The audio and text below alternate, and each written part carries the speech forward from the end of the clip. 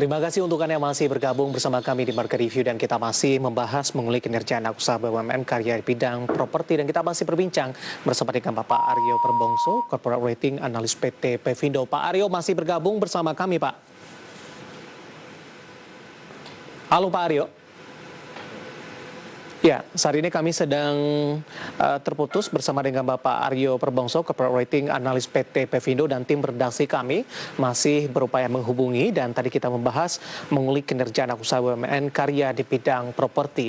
Tadi pun juga sempat kita bahas pemirsa, sebagian besar dari anak usaha BUMN karya, terutama dari induk usahanya dari konstruksi, ini banyak yang bergerak di bidang properti. Berbagai alasan sudah dikemukakan tadi, kemudian juga dari sisi sektor, selain mereka juga melakukan pembangunan, mereka berupaya untuk ekspansi, untuk terjun melakukan penjualan dari produk-produk properti yang sudah dibangun. Dan tadi pun juga sempat kita membahas keterkaitan dari induk usaha BUMN dan juga dari anak usahanya, dan ini memberikan dampak yang cukup signifikan, terutama di masa pandemi ini. Ini induk usaha dari konstruksi ini memberikan bantuan atau penguatan kepada anak usaha BUMN karya yang bergerak di bidang properti. Saat ini kami sudah terhubung kembali bersama dengan Bapak Aryo Perbongso, Corporate Rating Analis PT Pevindo. Pak Aryo. Ya Pak. Ya, kita lanjutkan kembali Pak Aryo. Tadi di segmen sebelumnya sempat Anda singgung, ini kebijakan pemerintah menurunkan suku bunga acuan.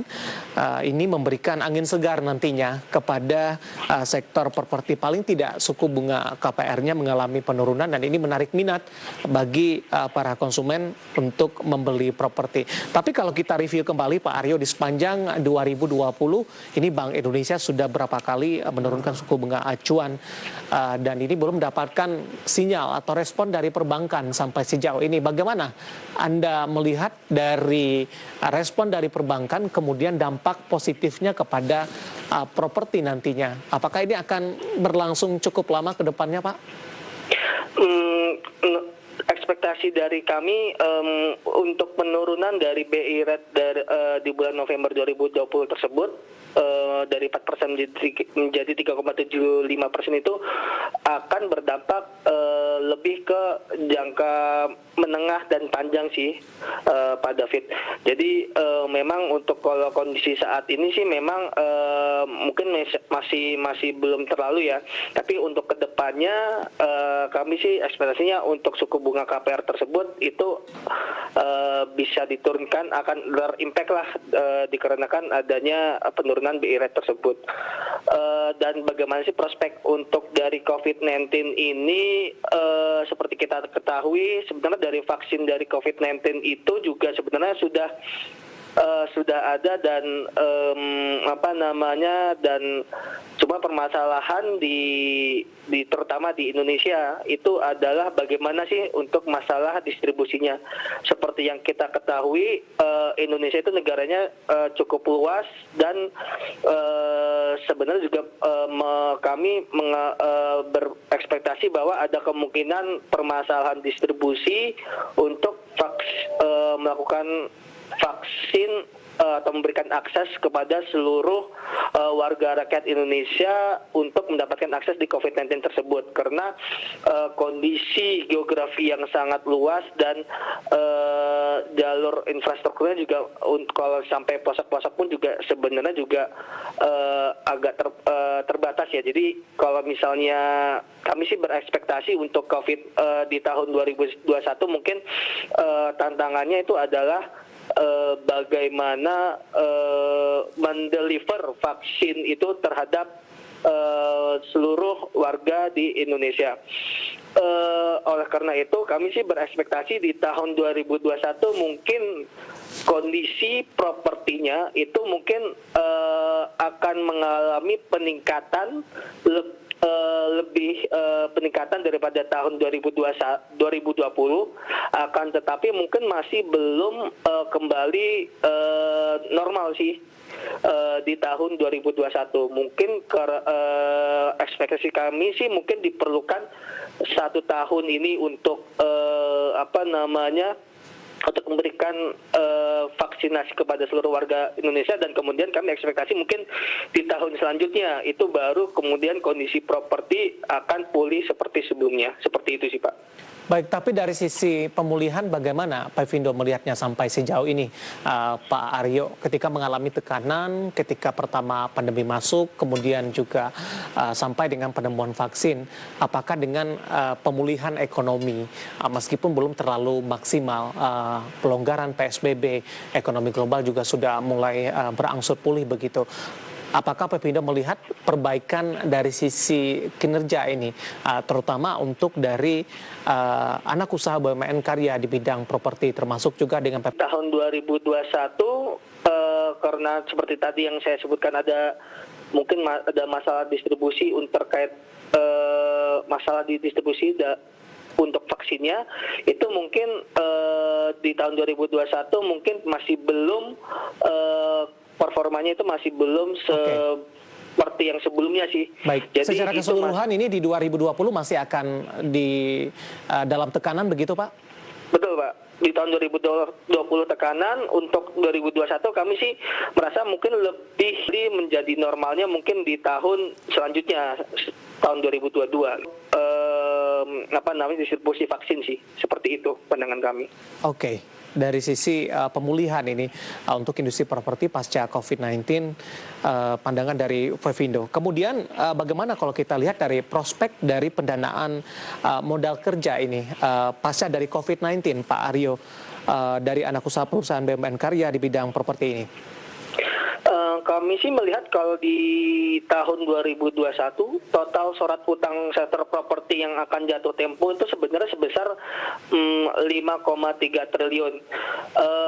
Jika melihat nilai jatuh temponya yang cukup besar dan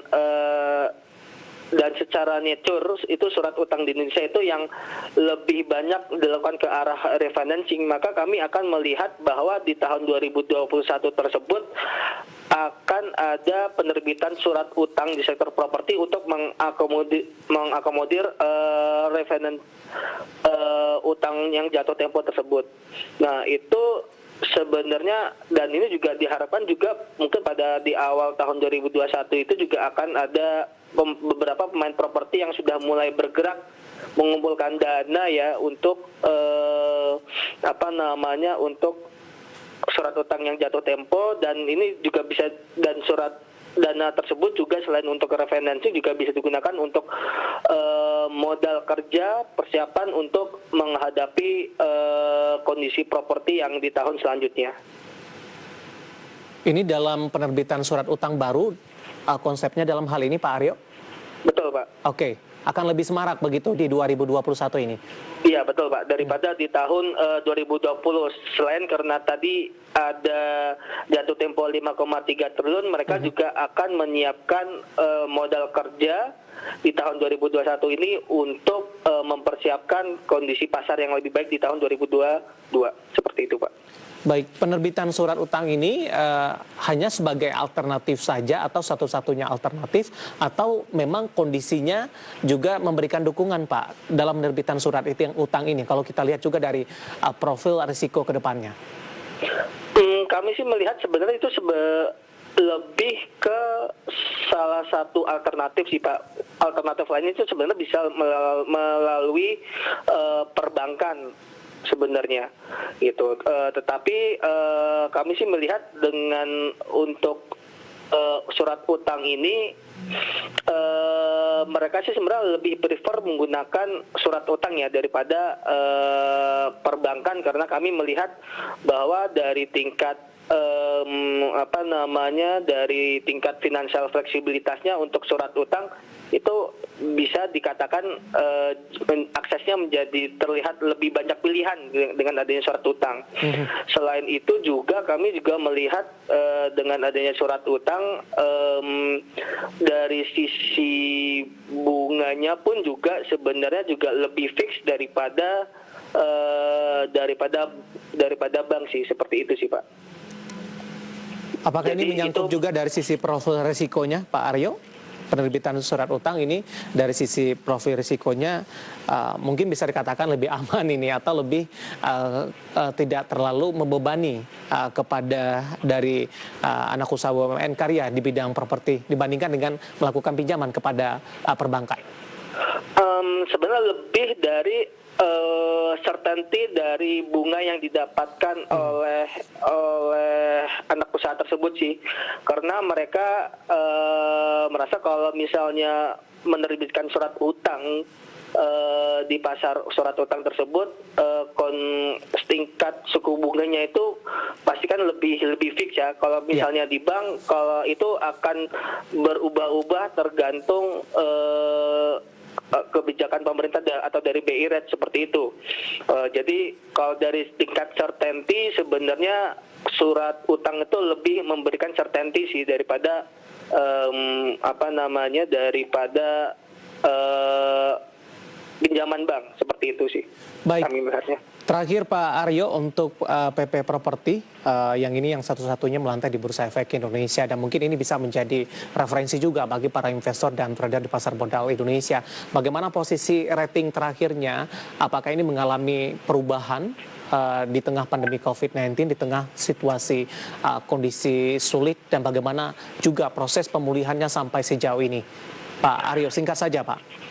Mungkin secara singkat, rating dari PP Properti di Pevindo itu adalah BBB- ya, dengan outlook negatif untuk mengantisipasi kredit profil yang melemah di secara jangka sedang dan secara jangka panjang dan menengah, dikarenakan adanya demand properti yang turun ya, dan adanya financial leverage yang tinggi dan operating cash cycle yang panjang. Nah, kami sih melihat coronavirus disease atau COVID-19 pandemic ini sangat significantly menurunkan cash inflow-nya ya, yang membatasi aktivitas marketing sales-nya. Akan tetapi kami sih melihat dengan PP Properti ini sebenarnya strategically important ya, posisinya terhadap parent-nya, kemudian juga secara asset quality-nya juga favorable, dan property location-nya juga relatively diversified, sehingga kami sih masih put di BBB- dengan outlook-nya negatif. Baik, Pak Aryo, terima kasih sudah bergabung bersama kami Pak di Market Review, dan terima kasih juga atas penjelasannya, dan semoga bisa menjadi referensi bagi para investor dan juga trader pasar modal Indonesia. Sehat selalu Pak Aryo, terima kasih Pak. Sehat selalu Pak David, terima kasih. Baik, terima kasih. Ada Bapak Aryo Perbongso, Corporate Rating Analis PT Pevindo, dan tadi kita membahas mengulik kinerja anak usaha BUMN karya di bidang properti. Kita akan jeda terlebih dahulu dan kita akan lanjutkan nanti. Dan pemirsa, tetap bersama kami, Market Review akan segera kembali sesaat lagi.